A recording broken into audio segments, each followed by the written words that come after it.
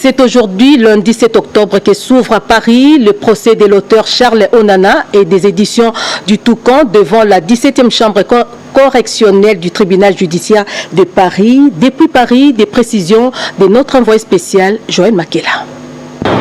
C'est l'heure d'un procès du siècle. Il cristallise l'attention de tous les caméras du monde sur la situation dans les Grands Lacs. Du 7 au 11 octobre 2024, il va se tenir le procès de Charles Onana et des éditions du Toucan devant la 17e chambre correctionnelle du tribunal judiciaire de Paris contre la Fédération internationale des droits de l'homme et l'association suivie qui poursuivent Charles Onana et son éditeur pour contestation du génocide dans son livre Rwanda, la vérité sur l'opération turquoise, quand les archives parlent, paru en 2019.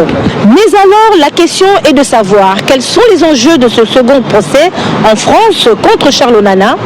Les réponses sont multiples au regard de la situation sécuritaire alarmante dans la partie est de la République démocratique du Congo, mais aussi de l'engagement du Camerounais Charles Onana dans sa lecture de la vraie histoire du génocide et des vrais mobiles pour la restauration de l'intégrité territoriale de la République démocratique du Congo en proie à des agressions récurrentes de son voisin, le Rwanda. Ceci dit, le sous-entendu de ce procès et les zones d'ombre sur l'acharnement constaté face à Charles Onana restent entiers.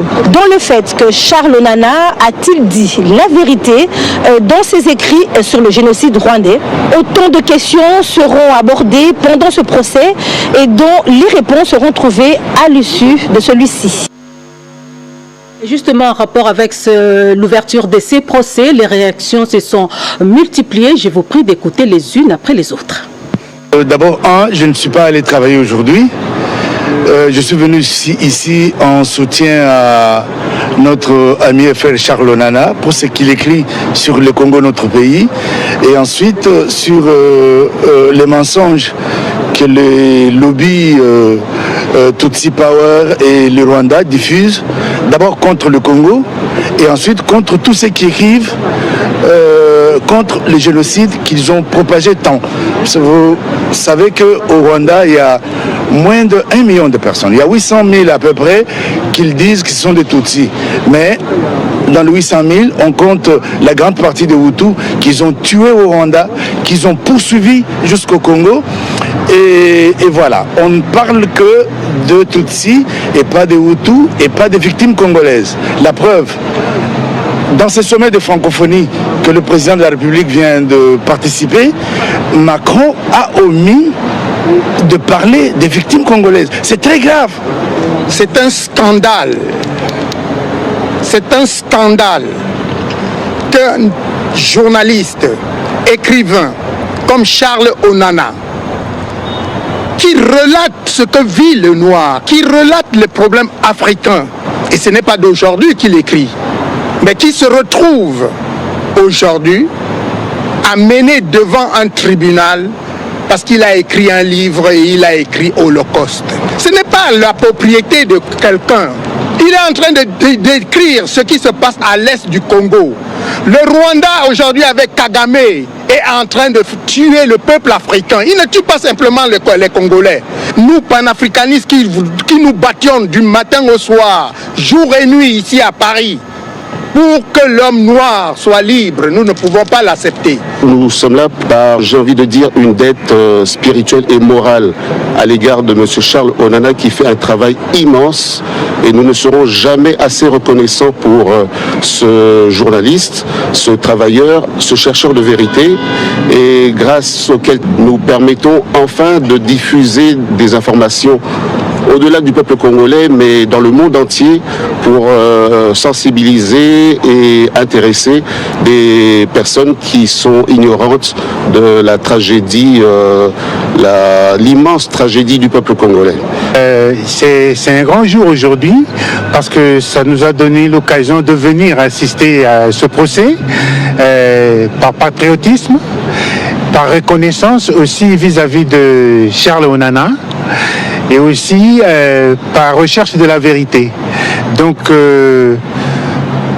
patriotisme parce que nous aimons notre pays et nous pensons que tout ce qui touche à la vie des Congolais, ça nous concerne et nous pouvons nous libérer pour venir soutenir celui qui se donne pour défendre la cause des Congolais. Sécurité, le vice-premier ministre et ministre de la Défense nationale et ancien combattant est en mission d'itinérance dans l'est de la RDC. Guy Kabombo séjourne actuellement dans la province de l'Ituri, toujours dans le cadre de la redynamisation des forces armées de la République démocratique du Congo. Images et commentaires. Le ministre de la Défense a félicité vraiment les militaires. Il ne pouvait pas s'imaginer que les militaires vivaient dans ces conditions. Et il leur a demandé de tenir bon, parce qu'il va faire directement le rapport demain matin, qu'il va parler devant tous les ministres et devant le président de la République. Vraiment, il était très surpris de voir le travail d'abord qu'on est en train de faire, les conditions dans lesquelles nous évoluons, et que ces militaires-là fassent le travail qu'ils sont en train de faire.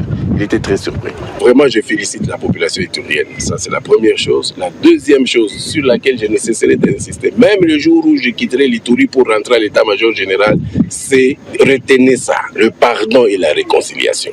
Vous devez tous vivre ensemble. Dans l'approche militaire, même le ministre, le VPM à la Défense, il a vu combien d'opérations nous sommes en train de mener. Combien d'opérations. Et ce que nous utilisons comme force.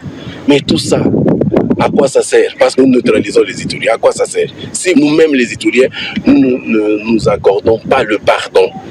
Le pardon de grâce, pardonnons-nous. Donc prenons conscience. Il n'y a pas d'autre voie.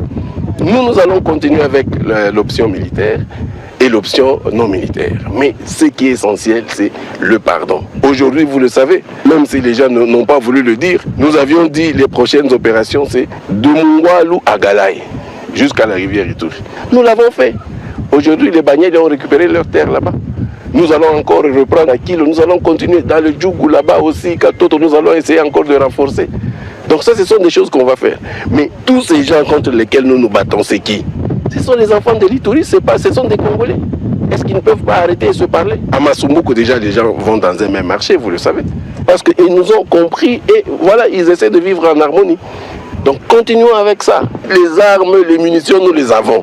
Mais notre travail, ce n'est pas neutraliser pour neutraliser, non. Mais ceux qui ne voudront pas, on va continuer. D'une province à l'autre, dans le Haut-Touélé, plus précisément dans les territoires de Ouacha, des présumés criminels ont été présentés au gouverneur de province, Jean Bakomito, par la police nationale congolaise. C'est ce qui nous dit Nathalie Mboula. Lutte contre l'insécurité dans les Haut-Touélé, le gouverneur ne lésine sur aucun moyen en faveur des forces de l'ordre et de sécurité au fin de mettre hors d'état de nuire tout ce qui perturbe la quiétude de sa population. À Isiro, la patrouille de la PNC se porte plutôt bien. Des malfrats sont traqués sans commune mesure avec leurs butins. Certains effets sont restitués sans frais à leurs propriétaires. Je voudrais insister simplement sur le fait que ces personnes sont des repris de justice. La plupart ont déjà été interpellés pour des cas similaires. Et voilà qu'ils ont encore fait pire que ce qu'ils avaient fait avant. C'est une interpellation. Nous allons continuer à demander à nos juges de faire leur travail pour que ceux qui seront reconnus coupables soient condamnés et ce serait par ces moyens que les victimes vont trouver réparation. Même ambiance dans les territoires de Ouacha. Ici, à Mission, le jeudi 3 octobre dernier, Jean Bakomito Gambou s'est fait présenter de présumés criminels qui ravissent, pillent et tuent les paisibles citoyens. La PNC les poursuit jusque dans leur dernier retranchement. J'avais donné des instructions claires pour que les forces de l'ordre et de sécurité essaient de traquer les auteurs de ces actes odieux afin qu'ils soient traduits devant la justice. Je suis content de constater qu'une partie avait été arrêtée, transférée à Isiro. Et ici sur place, on a encore mis la main sur d'autres.